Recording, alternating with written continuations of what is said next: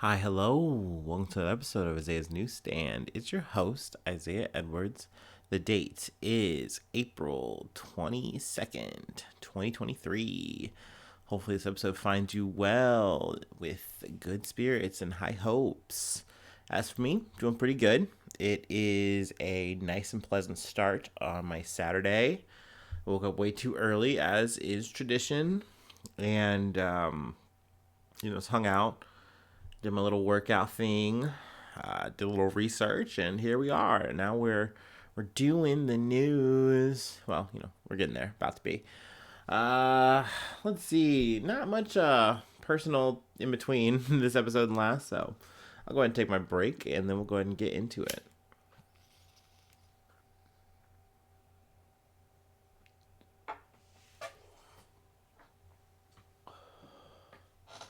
Food corner, beverage corner. I had some Starbucks coffee. I made it. So yeah, Starbucks at home.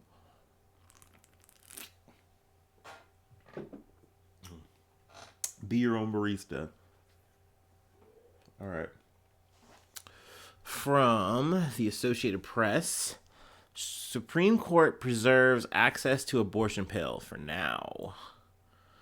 Let's see. The Supreme Court on Friday preserved women's access to a drug used in the most common method of abortion, rejecting lower court restrictions while a lawsuit continues. The justices granted emergency requests from the Biden administration and New York-based Danco Laboratories, maker of the drug mifepristone. They are appealing a lower court ruling that would roll back Food and Drug Administration's approval of mifepristone. This drug has been around in the U.S. since 2000, and 5 million people have used it. But, ever since that whole situation with, like, the Judge Case Mears, I can never pronounce his name correctly, whatever, fuck him.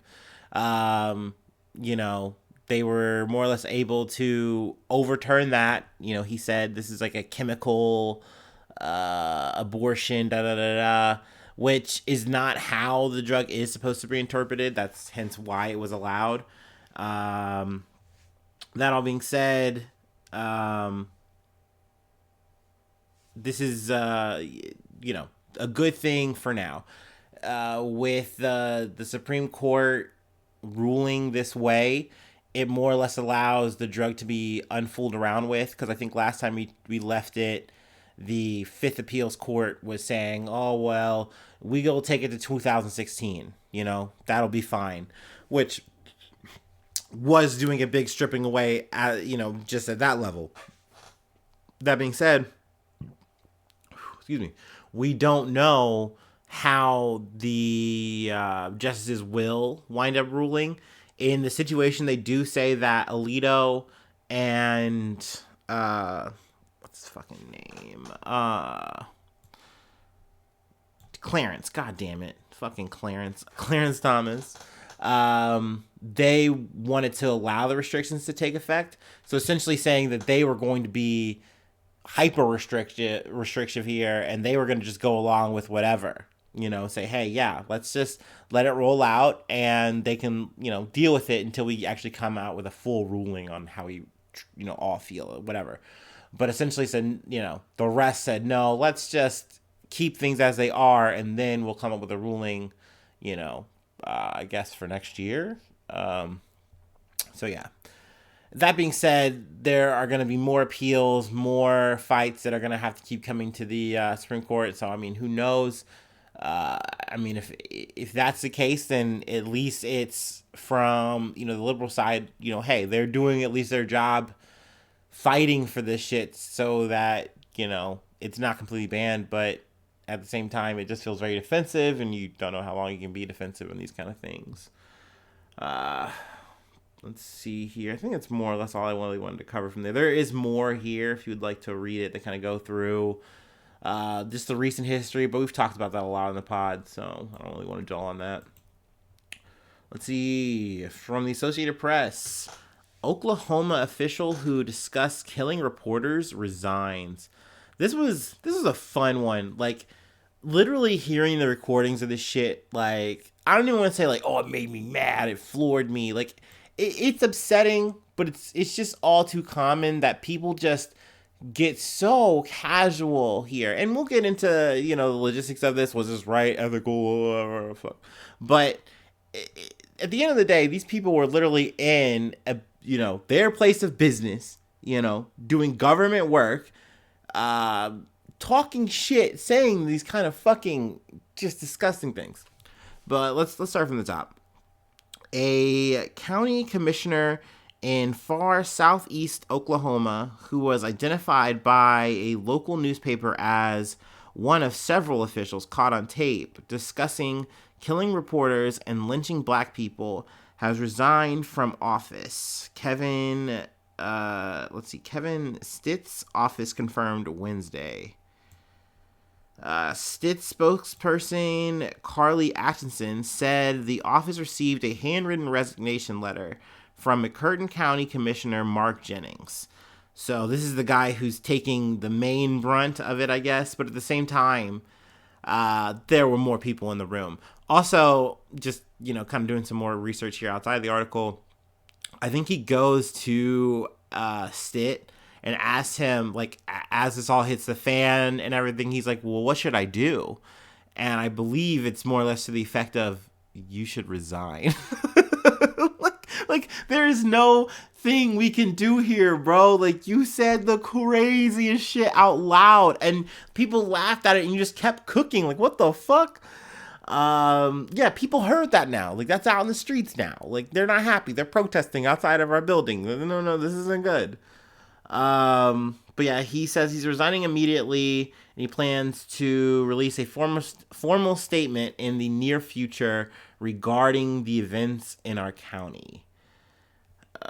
See if I can find the quotes here in the article.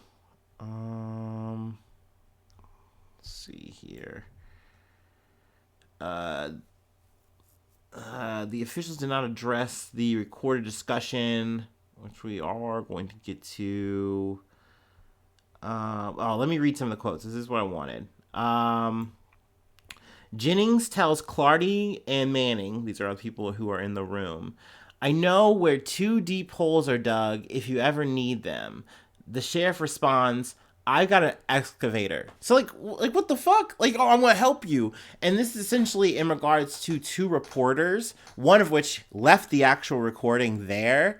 They left the recorder. It was a voice-activated recorder, so when people start talking, it turns on and starts recording.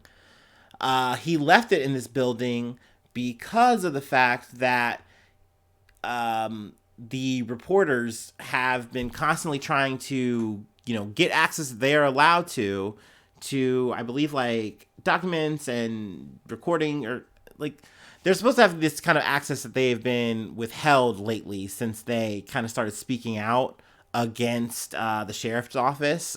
There's been, like, killings and stuff. Like, someone got murdered with a stun gun in a situation, and they did some recordings on it. Also, the other son of, like, one is the father, he's been a long-time journalist, and the other one is the son of said journalist.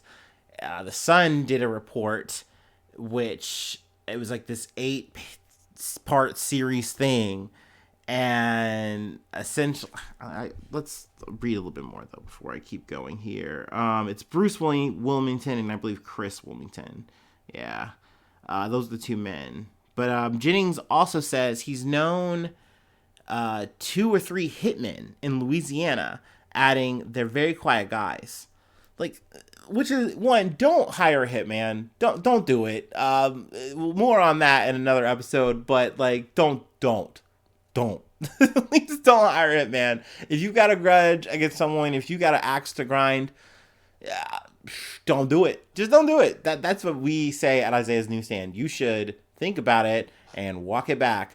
Also, hitmen aren't real. If you're talking to a hitman, it's a fed. It's a fucking fed. It's a cop. It is not who you think it is. And if it is who you think it is, it's not going to go well for you. You're going to wish it wasn't. And also, whatever you're offering them, you shouldn't be able to afford a hitman. Let's say that, okay? You just shouldn't be. You can't. Capitalism kind of caps you out here. If you're able to listen to this podcast, you can't afford a hitman. I'm just leveling with you. That is just a fact. Let's see. Oh, and there's more. There's more. Like I said, he kept cooking ravioli. In the recording, Jennings also appears to complain about not being able to hang black people, saying they got more rights than we got. They got a right to life. What the fuck? God damn it.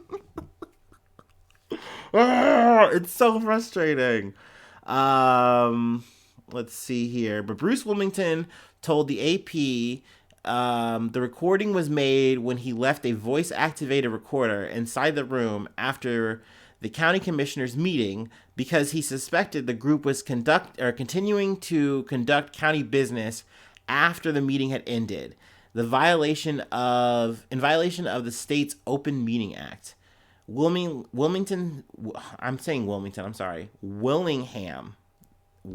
Bruce Willingham and Chris Willingham, said he twice spoke with attorneys to be sure he was doing nothing illegal. Now, I'm sure that's going to be, like a kind of lawsuit kind of thing or whatever, but it seems to be within reason that if you're in a like a building where like there isn't an expression of privacy, which is what they were doing, like they were in that building, the government office, whatever, sheriff's office, whatever, they were supposed to like literally be done doing work, but essentially they were kind of doing work and just kind of bullshitting, kind of doing like scrap time at work almost, which is why it's almost funny to me. Because don't get me wrong, I'm not saying I'm okay with racism. I'm not saying I'm okay with saying fucked up shit. What I'm saying is this is very stupid to talk like this here, and it goes to show how comfortable these people are with the situation, and they just feel like at ease talking like this, and they feel secure talking like this. Because if you were literally having this conversation anywhere else, like let's say they took this to the bowling alley and the journalist tried to record it, this would be really fucked up shit to hear, but they would be allowed to do it. Like, most likely, they would get away scot-free here. The fact of the matter is, it's all about location, and these motherfuckers were dumb enough to do it here. Like I said, they were literally trying to, block the press and essentially block them out because they're like, oh, no, they're going to do bad press against us. We don't want to fucking have them around. We don't want them snooping around, which is like, no, that's illegal. You're not allowed to do that. So that's what kind of pressed them to do this kind of shit. Also, I'm not sure if it was Jennings who does the slander. Let's see. Separately, Chris Willingham has filed a federal lawsuit against the sheriff's office. Clardy Manning and the board of commissioners alleging Manning slandered him after he wrote an 8-part series of articles detailing problems inside the sheriff's office.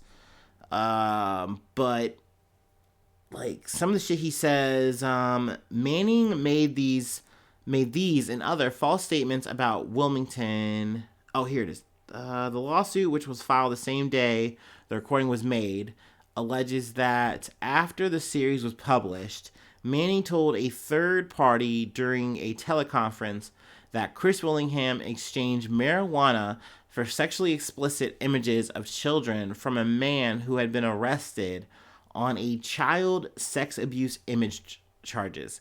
So essentially, he just hears that this guy has been writing this shit, and he's like, oh, this guy's just doing blah, blah, blah, blah, blah. Like, he's fucking kids. Like, and it's like, dude, what? Like, do you have any evidence of this? And it's like, no, doesn't look like it. He's just talking this shit on a teleconference. So, like I said, these guys got way too fucking comfortable, and it's finally come around and bit some of them in the ass. At one of them, I should say. It really should be hitting all of them. As far as I'm concerned, they all should be resigning, and I hope the people of Oklahoma keep fucking protesting and keep pushing on these motherfuckers to leave. Because what the fuck? Like, you can't feel safe when these people are, just in higher power like this. It's just fucked up. It's gross. It's disturbing. So yeah, like I said, fight the power. You gotta do that shit at the state level, the local level. It's really the most effective thing you can do for yourself personally. At least to make the biggest change in your life. Let's see. From Reuters. Canadian federal workers strike over wages. Work from home guarantees. About 155,000 federal workers in Canada walked off the job on Wednesday after failing to reach a deal for higher wages and work from home guarantees. A strike that affects a range of public services from tax returns to passport renewals. The Public Service Alliance of Canada, or PSAC union, and federal government said negotiations are ongoing, and Liberal Prime Minister Justin Trudeau stressed the urgency of resolving the dispute. Sorry, I laugh whenever I think about Justin Trudeau because he's such a pleasant dude, but I just fucking dislike him because I dislike anyone who does fucking blackface. Like, just, he's so weird. And his hair is always wet. Like, at least it looks wet to me. I don't know, man. Whatever. But this is a big strike. It's a big deal. A lot of people, and it's gonna, have a big effect on, obviously Canada, and some of those, ramifications, especially if we're talking about just commerce abroad, just could affect internationally. But obviously we fucking support it here on this fucking podcast because it is people fighting for their rights. I think like overall, Canada wanted to provide like 9%, but the inflation is at 8.1 right now, and it's held there so far. Could go up. We never fucking know, but it's sure as shit not going down. That being said, in an age of inflation, it's the Wild West. You don't know what's going to get higher, what's going to go, stay the same. Like, it's scary. Every month is a dynamic change potentially. So, across the board, I think they are asking for at least above 13%. So that is what they're fighting over. I think as high as like 22% price range increase, as well as those work from home things. So, I mean, it's a big deal. The contract negotiations cover two main groups of employees, 120,000 workers under the Treasury Board and more than 35,000 revenue agency workers. So, I mean, this is definitely a big deal. Like I said, could have ramifications. So, yeah, I mean, we'll see. I will keep you posted on any updates. But we have more Canada news. Canada, part 2. I don't know, Quebecois. From CBS News, nearly $15 million of gold. I love gold. Valuables stolen from Toronto airport. Sorry. Gosh, it's heist mode, y'all. Put on your shiesties, your balaclavas. A container carrying gold and other high value items worth at least 20 million Canadian, more than 14.8 million US dollars, was stolen Monday from Toronto's Pearson Airport, according to police. The cargo arrived in an aircraft early in the evening. Let's see. And then the container was then unloaded, and transported to a holding facility in accordance with the airport's standard procedures for air cargo. Sometime after this, roughly 5 square foot container was removed by legal means and reported missing to the police shortly afterwards. So it was just like a drop-off pickup. They don't know who did it, which is slick. Like, they got away with it. Like, we don't know. I definitely, if we find out anything, any lick of it, because I would love to cover like the aftermath of this, how this gets wrapped up, if people really got away with it. The thing is too, it's not just gold. There was other monetary there were other monetary items of value. So I mean, who knows? But I mean, that's a lot of money. That's a lot of moolah. Whew. I just couldn't imagine. They say, oh, this is a very rare, isolated incident. Also, they added that there's a bit of public sector involved here, where it's like there was like this warehouse attached to the airport, and that's how the culprits were probably able to get in. And there was no potential threat to any civilians in terms of like flight risks or like, I don't know, terrorism or what have you. But I'm like, yeah, whatever. Okay, cool. But they got away with the money, right? Like, so they got away with it clean.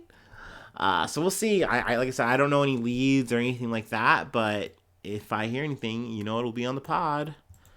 And we got one more thing to cover for today. Before I let you go.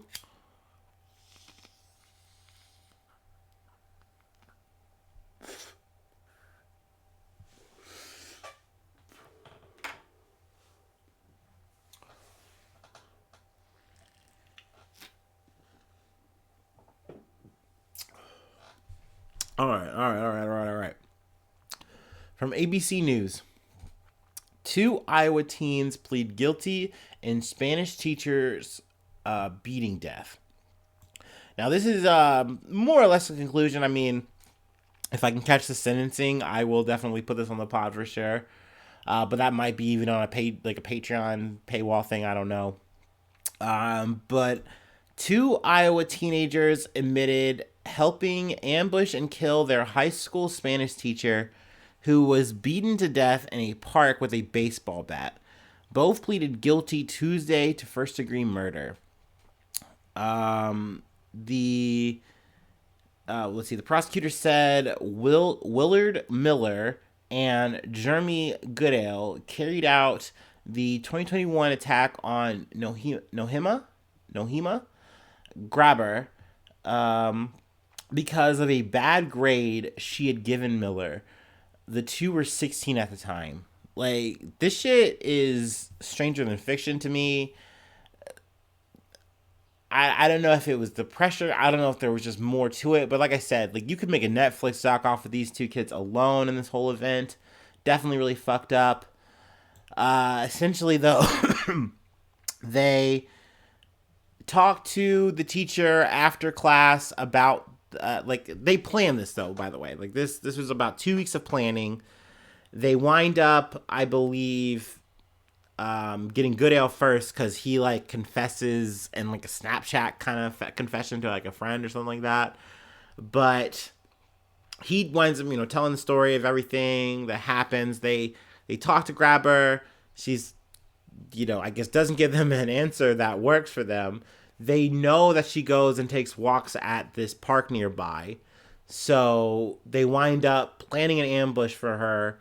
And they wind up leaving with her body in her car. I believe it's like a van or something like that. And, it winds up hidden under a tarp in the park. So, I think it was in like a different park, maybe? I'm not sure. Let me just read. The Fairfield High... Which also another thing that threw me off here is I went to a Fairfield high school, and this is a different Fairfield high school. Obviously Iowa, I'm in Ohio, so it's like eerie, but whatever. The Fairfield high school teacher's body was found hidden in the park under a tarp, wheelbarrow, and railroad ties. The town of Fairfield is home of 9,400 people and is around 100 miles southeast of Des Moines. But yeah. Let's see. The agreement, though, they were charged as adults, and they'll get between 30 years and life in prison, but they will have the possibility of parole. So, like, that's, the difference, because, like, they committed this crime in 16. I think they're, like, 17, 18 now, I believe. But, yeah, so I mean, I think it's good that at least they do get a chance of parole. Maybe that's something that maybe makes people upset, but That makes sense to me. That being said, obviously very fucked up crime, and just crazy that it's over a Spanish grade. Like that's like just I don't know. It reminds me of like the one kid in Breakfast Club who's like I got, like he brought a flare gun because he couldn't get like a bad grade in like home ec or woodshop or whatever the fuck. Um, I just couldn't imagine killing someone over a grade. I was really about my shit in terms of like keeping a good grades up. Like I was like a class kid, a student, whatever. I was trying to do that, and at least until like about senior year, and then I kind of realized like, oh, you can coast into college from here. Like you'll have your credits, you're fine. Like you're good. And I'm like, oh, okay, cool, neat. So yeah, that's all we really got for today. Excuse me, sorry, burping. I know it's very unprofessional. That's all we got for the day. If you would like to support the podcast, patreon.com/Isaiah News. You get access to bonus episodes. I do one every week. Also, you can get a fest quick link to the Discord. Also, you can just find me for that. I can just give that to you. Then also you become a newsie at the top of the month. I do a shout out to all the newsies on the Patreon, and I, obviously say your name. And if you have something that you'd like me to shout out, either a project you're working on, thing you're doing, I will gladly do that. And I usually prioritize any kind of news you want me to cover or talk about. Obviously if you want to, throw me a thing, a little bone, I'll take it. I'll, bury it somewhere, live, record it, whatever. That being said, hit me up with news, even if you're not a newsie. I love news. I love talking about news. Free ways to hit me up, IsaiahNews1@gmail.com, and I'm on Facebook. I'm on Twitter. Pretty easy to find. All the other socials, pretty much there. Yeah. All right. That's about it. Thank you so much for being a friend. Thank you so much for tuning in. And hopefully I see you soon for some more good news. I love ya. Bye-bye. Mwah.